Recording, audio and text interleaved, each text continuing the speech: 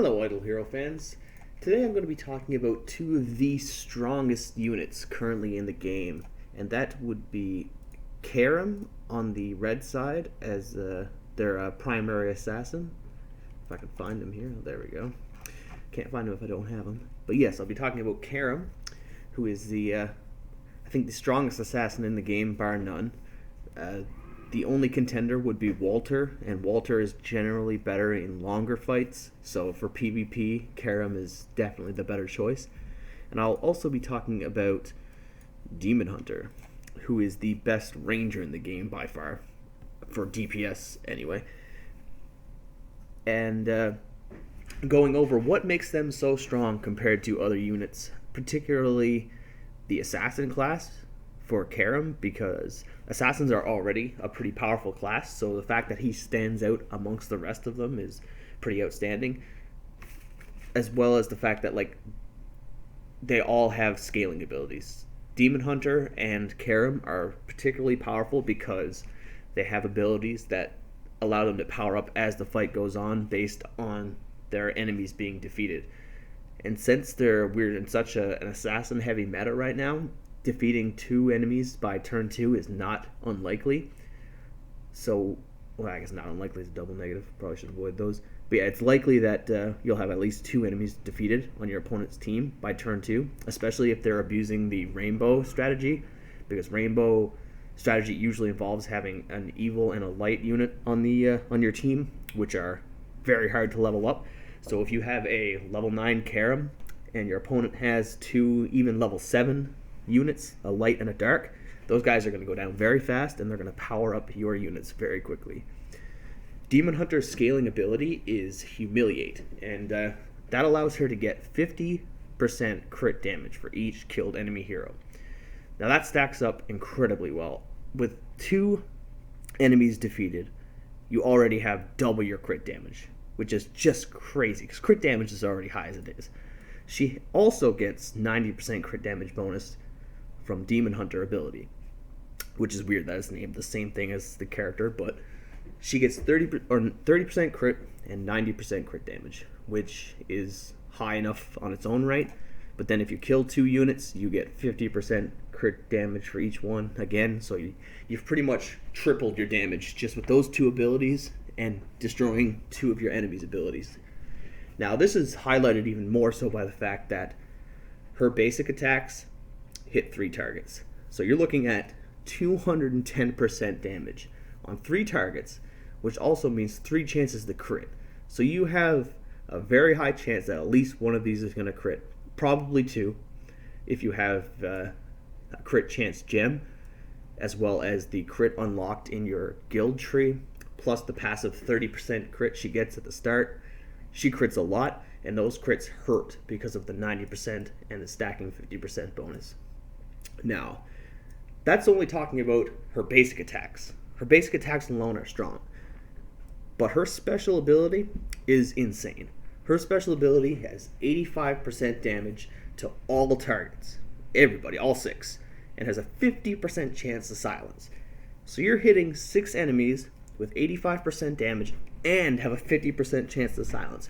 So statistically speaking, you are extremely likely to hit at least 2 people with the silence. Most likely, you'll hit 3, but it's almost impossible that you won't hit at least 2 of them. So that being the case, silencing 2 enemies is extremely powerful. As I went over before with the Mickey unit review, if your opponent can't use their abilities, most of their damage is negated. And negating most of their damage will lead you to winning, because a lot of these units rely on their special abilities.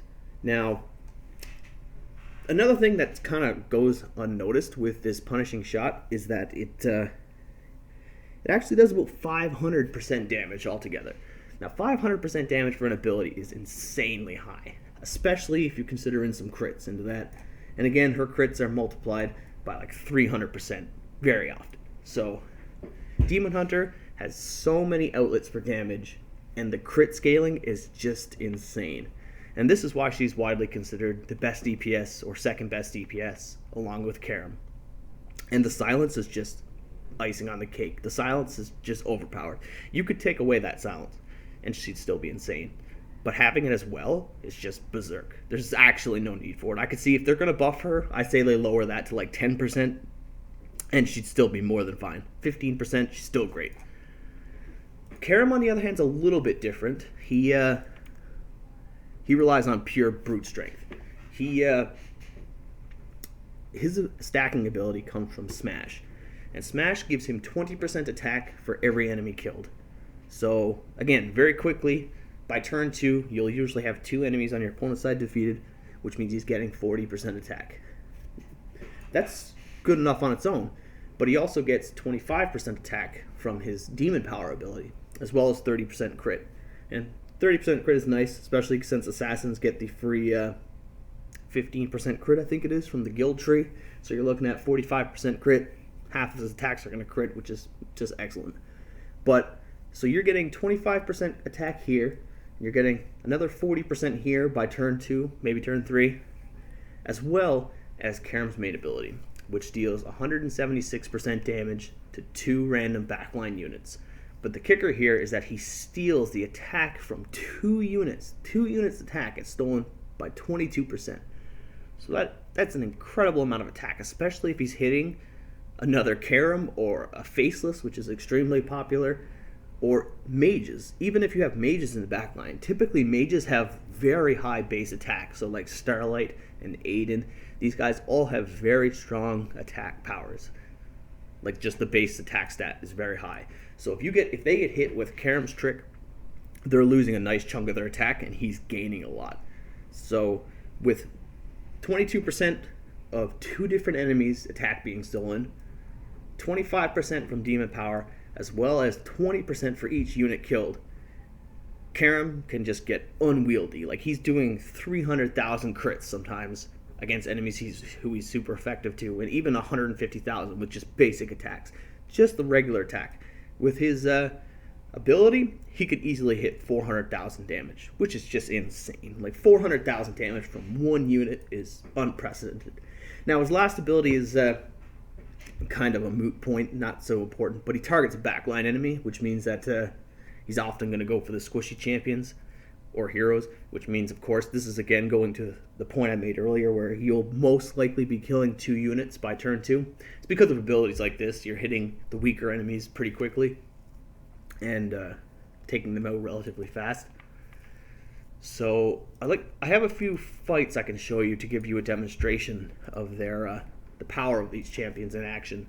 And one of them here is from K-Sign. Now, I'm actually going to just slow this down a little bit so you can see some of the damage that's coming out here.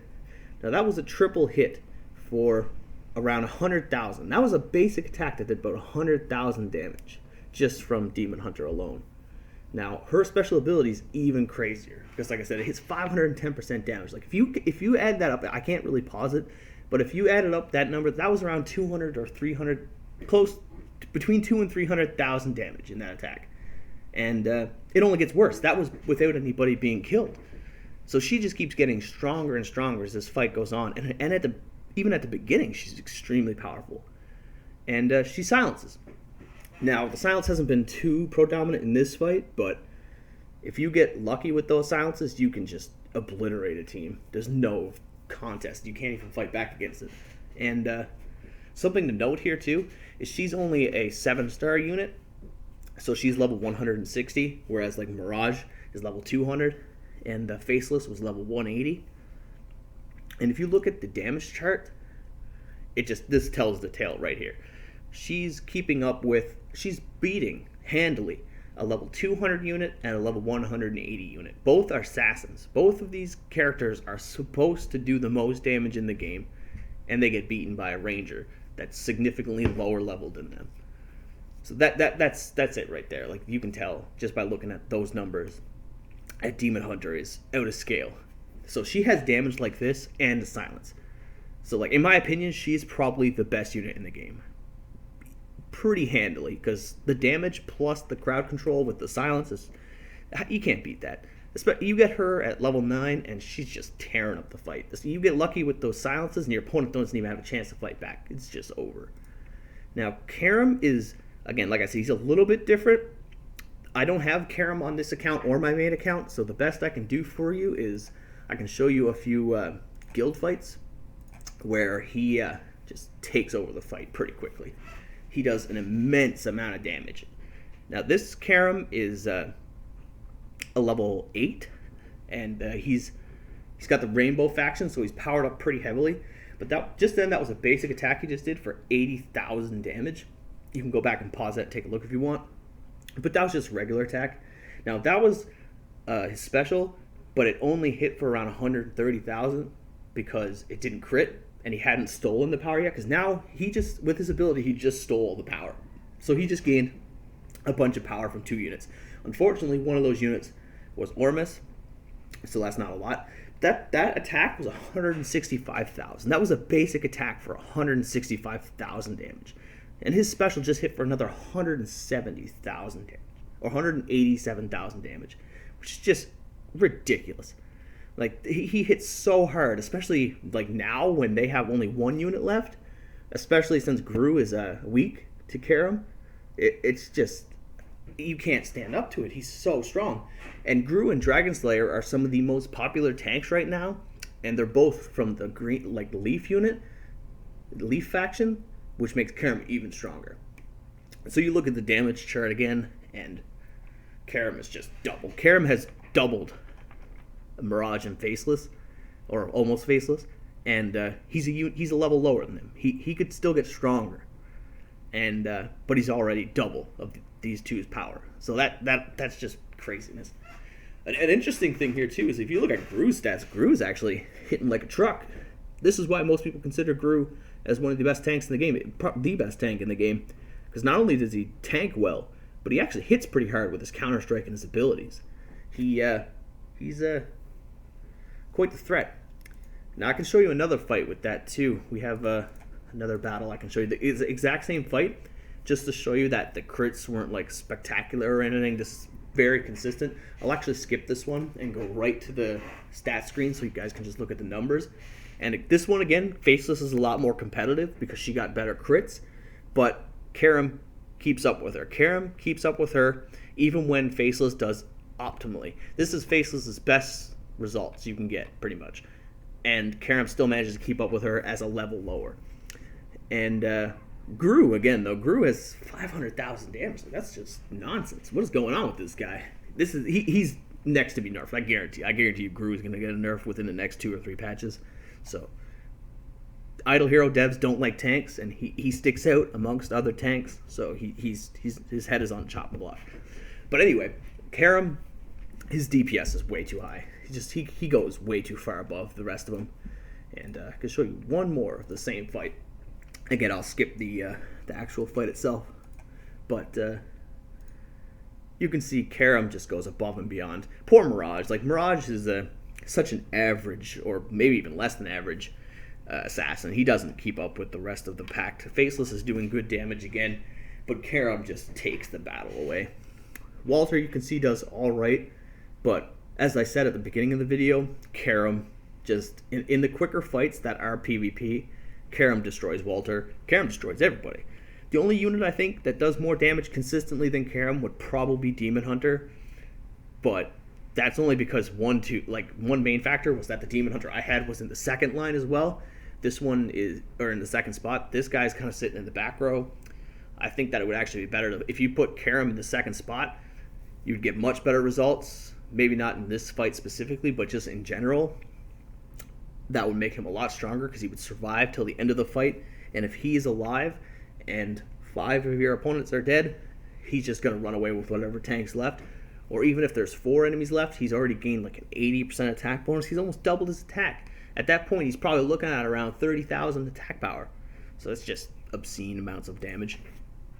But if you guys have the option to make Carom or Demon Hunter, especially with the current event that has Demon Hunter available as a prize, if you can afford to save up to 1,800, or if you have spent enough money to get the snowman from the treasure chest to get 1,800, and you have a Demon Hunter already, get her second ability, get her second character, make her a 6-star, and just dominate with her. She's amazing. Now, all that being said, I do expect nerfs to come up with these guys eventually. I can't imagine these guys are going to stay so far ahead of the pack, especially like if you looked at Mirage versus Carom, there's just no contest. Mirage just does nothing compared to Carom, and that's unfortunate to see such a huge split in the like same class. You have two assassins, one even being a higher level than the other, and the other one just can't keep up. So Mirage just falls off compared to Carom. Carom dominates every fight. Every fight he's in, he's going to dominate, especially if you put him in the second slot. But that's the way the game is currently, I guess. So if you guys want to make a Demon Hunter, I highly suggest it. She's incredibly powerful. If you guys have the capacity to make Carom, definitely do it. Those two are the best DPS units in the game, and currently DPS runs the game. The only character that's even slightly close to them is Aiden, and Aiden is a mage. He's a bit different. Aiden relies on your team getting destroyed, whereas their Karim and Demon Hunter rely on you doing well. And I always prefer a condition that favors you as opposed to a condition that only procs when you're in a disadvantage. So Karim and Demon Hunter, best units in the game, hands down. If you have the chance to get them, definitely do so. But I think I've run this video a little bit longer than I intended, so thanks for watching, guys. Have a good night, and enjoy the game.